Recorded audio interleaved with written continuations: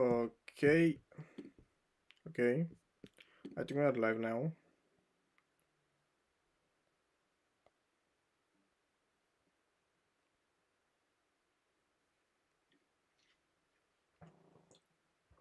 Okay, okay. I think we are live now. Okay. I see that right now I have the chat enabled. So let me check. Let me check the chat. Please. Come on, YouTube. I don't know what is happening, but YouTube is working kind of slowly.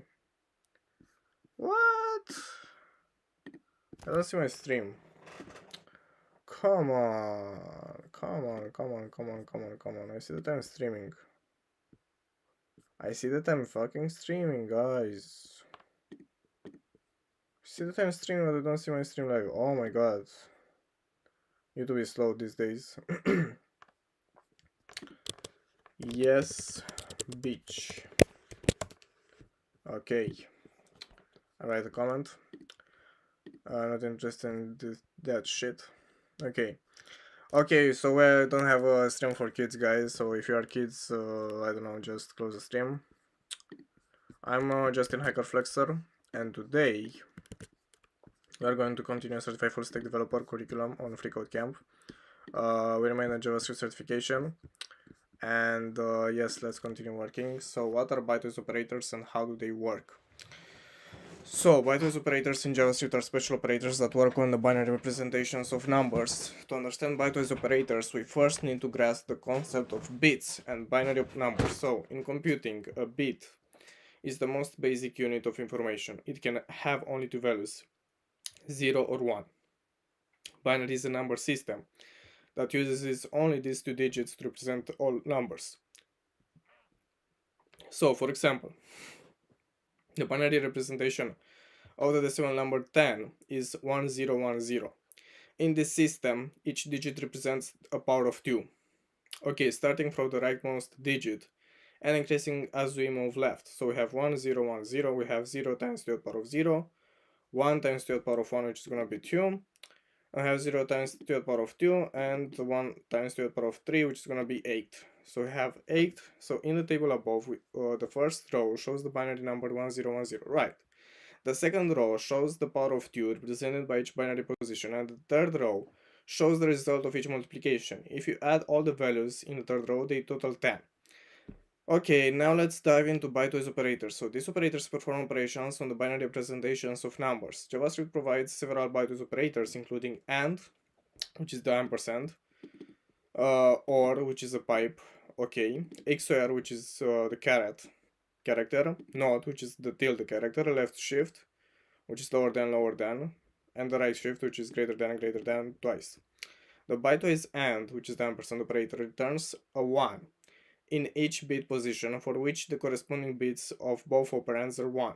Here's an example. So we have A, which is 5, binary is 101, B, which is 3, the binary for this is 011, and we have A and B, which is going to be 1, because the binary is going to be 001, right? Because 1 and 0 is 0, 0 and 1 is 0, and 1 and 1 is 1.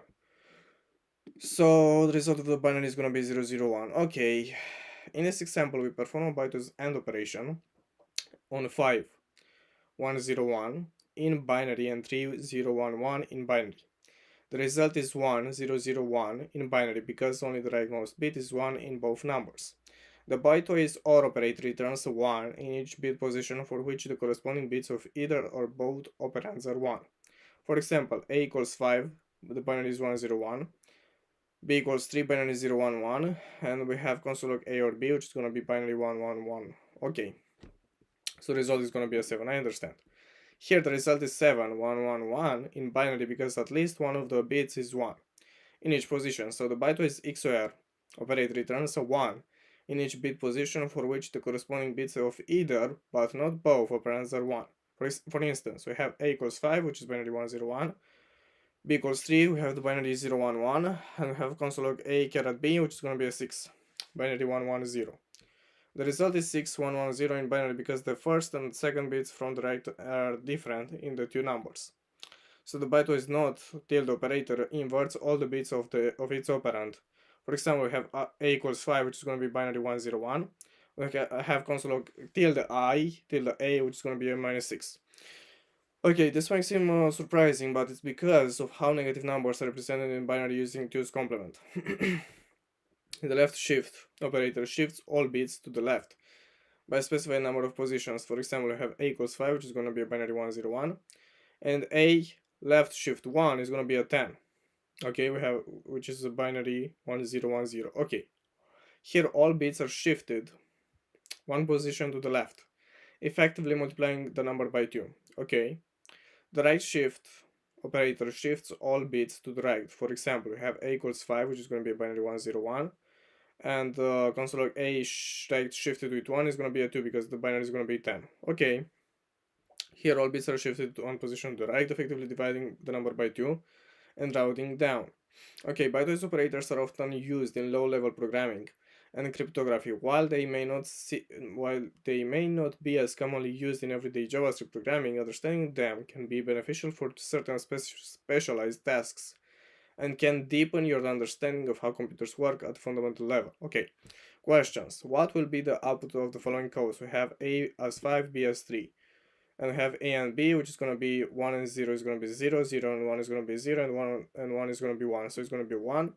What will be the result of the following operation? So we have x equals 8, binary, 1000, and we're going to left shift by 2, so it's going to be 16, because basically when we do the left shift, we are basically multiplying by 2, and if it was the right, if it was the right shift, on the right shift we basically divide by 2. So if we had the right shift, the answer is going to be 4, but in our case it's 16. Okay, what is the binary representation of the number 6? Let's see. So basically this is 2 at power of 1, so this is 2 at power of 0 times 1, which is going to be 1. This is 2 at power of 1, this is 2 at power of 2, so basically it's going to be 4 plus 1 is 5, so it's not this one. Then we have 4 plus 2, which is 6. This is the result. Check your answer. This is correct. This is incorrect. Why? So the left shift operator moves all bits to the left by 1, by the specified number of positions. Oh, sorry. So basically here we shifted by 2. So it's going to be 16 times 2, which is going to be 32. Okay. You understand, guys? So basically here we have 8.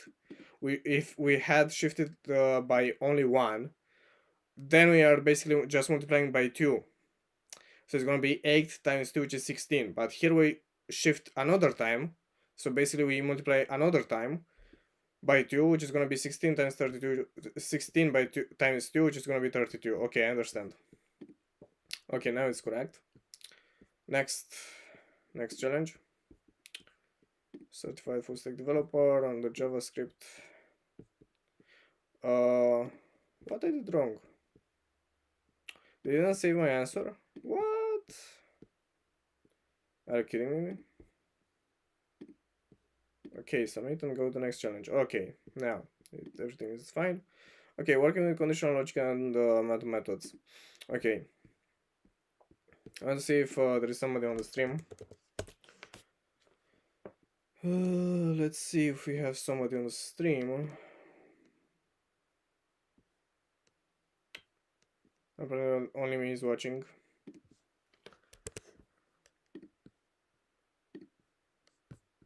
Let's write. I need likes. Apparently YouTube doesn't promote my stream.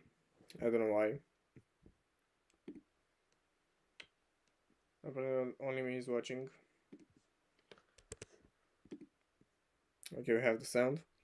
Okay, let's move on with the what are conditional statements and how do if else statements work. They write if else statements if else twice. I think it's a mistake from them, but doesn't matter. So conditional statements let you make decisions in your JavaScript code. They allow your program to flow in a particular way based on certain conditions. Let's take a look at how if, else, if. Okay, so else if, okay, and else and the turn operator work to let you control the flow of your code. An if statement takes a condition and runs a block of code if that condition is truthy. Truthy values are any values that result in true when evaluated in a Boolean context like an if statement. Here are examples of truthy values. So we have the non-empty strings, for example, hello. We have any number other than 0 and minus 0, for example, 4, minus 5, and others, okay. We have arrays, we have objects, and we have the boolean true. On the other hand, falsy values are values that evaluate to false in a boolean context. So JavaScript has few falsy values, which makes them easy to remember. Here are a few falsy values. We have the boolean falsy, boolean false, 0, empty string, null, undefined, and not none, which is not a number. Now that we have a basic understanding of truthy and falsy values, let's see how it works with if statements. In this first example, we are using a couple of if statements to check against truthy and falsy values. We have if null, which is falsy, console log this will not run. Okay, so this is not gonna run, and we have if freeCodeCamp, which is gonna be truthy, console log this will run. Okay, since null is a falsy value, the message inside the block will never be logged to the console. So, but for the second if statement, the string freeCodeCamp is a truthy value and will be considered true in this boolean context of the if statement. As a result, the message this will run will be logged to the console. So let's take a look at a few more examples on how if statements work with different comparison operators. Here is an example of using an if statement to check if the user is eligible to vote. So we have the age 22. If the age is greater or equal than 18, console log you are eligible to vote. Okay, in this example, since age is currently 22, this means the condition will evaluate to true because 22 is greater than or equal to 18. So the message you are eligible to vote will be logged to the console. So if we change the example, so age is now 15, then the condition will evaluate to falsy and the message will not be logged to the console. So we have the age 15, and 15, since 15 is not greater or equal than 18, you are eligible to vote. It's not gonna run. So code not running because age is less than 18. Okay. When a condition is false, then you can use the else clause. So we have the age equals 15. So here we can use the else clause. So if this is not true, then we are going to go to the else clause, to the else branch. And here console log you are not eligible to vote. You're not eligible to vote is going to be displaying to the screen, the console. In this example, 15 is not greater than or equal to 18, so the condition will be falsy. The code inside the else block will run in this case. So if you want to check multiple conditions, you can use an else if block. This allows your program to choose between more than two paths. So here we have the score 87. We have score greater or equal than 90. Console log you got an A. Okay. Else if score is greater or equal than 80, you got a B. Okay. Score greater or equal than 70. So basically here we have an else if, which works like a switch, if you know. You got a C. No, I think in our case we got a B, right? Because it's greater or equal than 18, but it didn't enter in the first one. It's gonna enter in the second one, the else if, in the first else if. If it was 76, for example, it's gonna enter on this branch, and otherwise it's not going to enter. You failed, you need to study more. Okay. If it's lower than 70, basically. Okay. Since the score is currently 87, then the message of you got a B will be logged to the console. The ternary operator is a compact way to write simple if-else statements. It has three parts: a condition, a result, if the condition is true, and a result if it is falsy. Here's the basic syntax. So we have condition, we have the ternary operator, which is expression if true, otherwise expression if falsy. Here's an example dealing with weather temperature in Celsius. We have the temperature which is 30 degrees. Weather is going to be temperature is greater than 25, sunny or cool. So it's a temperature day. Okay, so in our case, we are going to check if 30 is greater than 25, which is going to be true. So in our case, we are going to have sunny. If it was, for example, 25, which is not greater than 25, we're going to go to the cool area because this is gonna be falsy. We're going to display cool. So if temperature is greater than 25, the code above logs it's a sunny day. If temperature is ever less than or equal to 25, it logs it's a cool day, right? So which should you use between an if statement and the ternary? Use the ternary while dealing with a single condition or single expressions. Or when you want a compact syntax, for example logic, use if-else statements when you are dealing with complex conditions and multiple statements, as things become unreadable if you use ternaries. Okay, questions. What's a compact way to write simple if-else statements? So we can use the switch, using the switch statement. This is the best. Using multiple if statements. Using the ternary operator. This is one of the best. How can you check for multiple conditions in an if statements? By using the else if. So by using the else if block to choose between more than two paths. What is the purpose of the else block in the if statement? So it runs a block of code when the condition in the statement is not true. This is the one. Let's check. Okay, submit and go to the next challenge.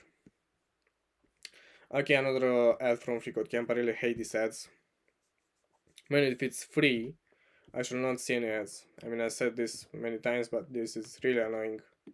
Because they force me to watch these ads. I mean, I'm not watching ads on YouTube even. I'm using uBlock Origin, you know. I never watch ads on YouTube. But they basically force me to watch ads on freeCodeCamp, which is really annoying. Which is a fucking non-profit from United States, you know. I mean, come on, bitch.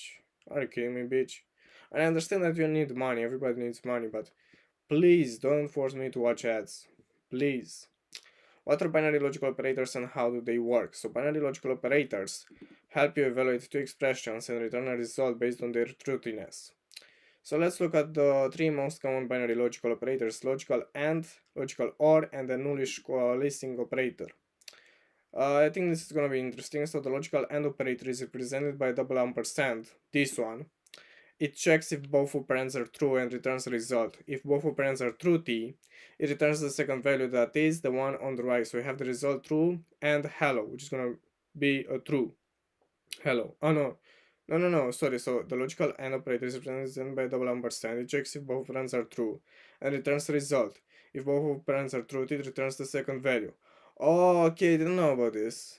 This is something new. So if both operands are true t, it returns the second value. And that is the one on the right. Okay, I didn't know about this. I was thinking that it returns true t. It returns true if both are true. Okay. Now I learned something new. So in the example above, the text hello is logged to the console because both operands are true. If either operand is falsy, it returns the falsy value. So result 0 and 3 is going to be a 0.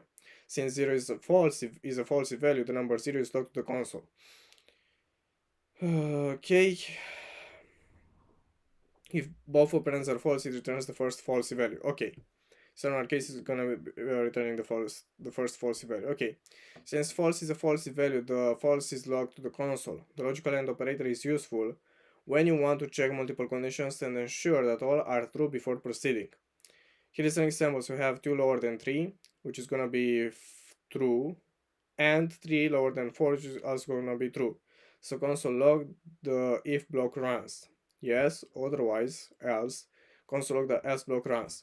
So in the condition, since 2 is less than 3 and 3 is less than 4, then the sentence the if block runs will be logged to the console. Okay. The logical OR operator checks if at least one of the operands is truthy. If the first operand is truthy, it returns that value. So we have the result, this is truthy or falsy. And it's gonna be, this is truthy. Okay, the string, this is truthy.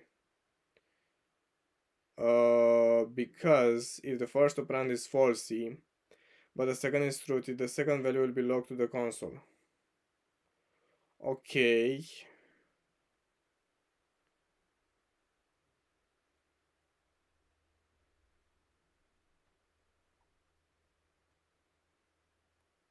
Okay, so in the OR case, it's gonna return the true value.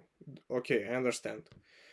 Okay, in this case, the second value of the operation is truthy, so it's gonna return the second. Okay, it is common to use the logical OR operator in the if-else statements like this. So we have the user input, and we have if user input or guessed console log a user is present. Okay, otherwise console log no user detected.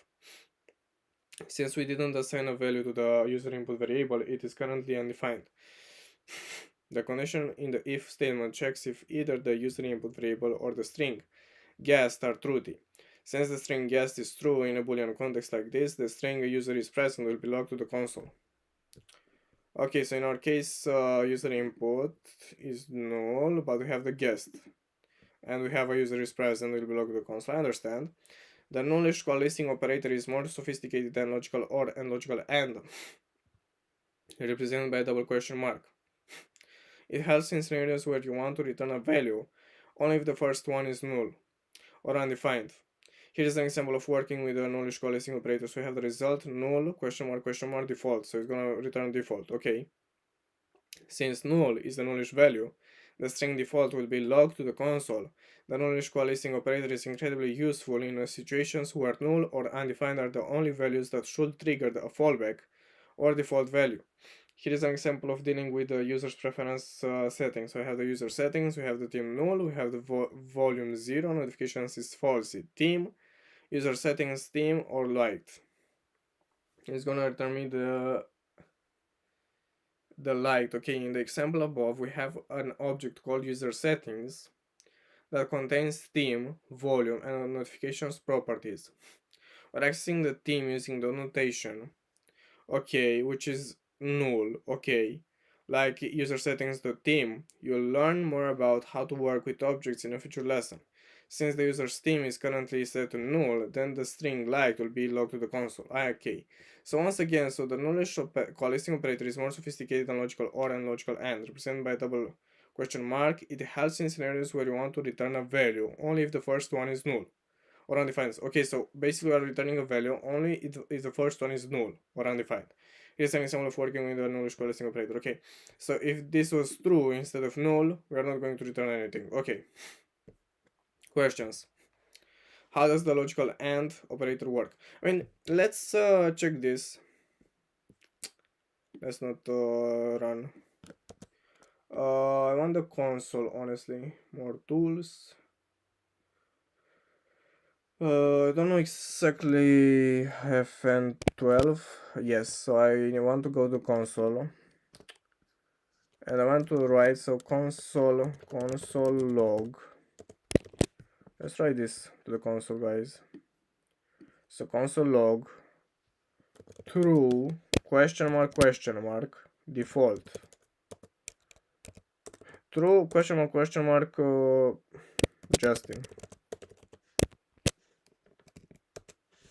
So it's gonna be true. Okay. But if we had test, it's gonna return the first one. Yes, it's gonna return the first one. Okay, so if the first value is not null, it's gonna return the first value. Okay, this is what this does. And if we have, I hope this you can see this, guys. I hope you can see my console. I don't know how to make it. Okay, I hope you are going to see. Okay, so basically in the first example I did console log true coalescing, so nullish coalescing operator Justin, and because the first value was true, the console log print the first value. And if I had test, which is not null, and Justin, they are going to return test. Okay, and if I have, for example, null question mark Justin, I should see right now Justin in the console. And as you can see, guys, I'm seeing Justin in the console. Okay, nice. I think we learned something new today. Let's press X. Okay. Just give me a second, please.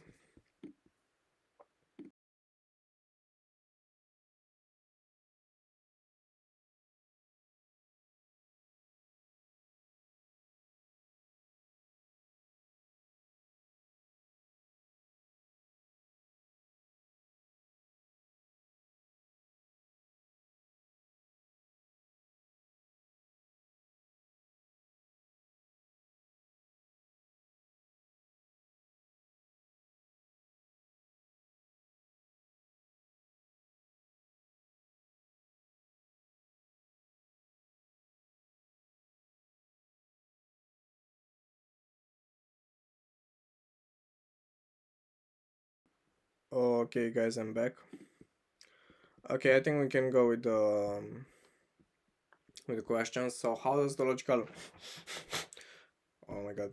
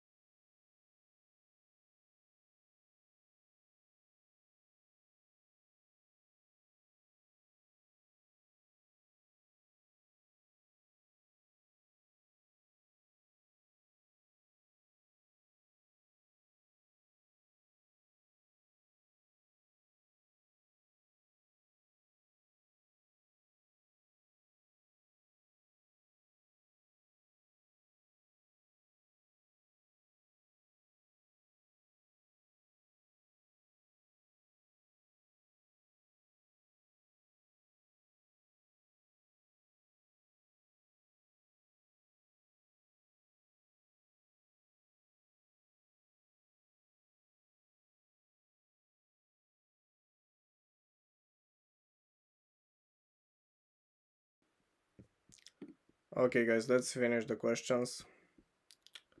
So how does the logical AND operator work? So if checks if both operands are falsy, so how does the logical AND operator work? So it checks if both operands are falsy, it checks if both operands are true and returns result, right? How does the knowledge coalescing operator do? What does the knowledge coalescing operator do? So it returns the first value regardless of whether it is null or undefined. It returns the second value only if the first is null or undefined. Yes, this is the correct answer. How does the logical OR operator work in JavaScript? It checks if both operands are true T. It returns true only if both operands are false. It checks if at least one of the operands is true T. Okay. Guys, as I'm saying, nobody's watching the stream. So I'm going to end the stream. I don't think I'm going to be live on Kick in a matter of hours. So I'm going to keep you updated.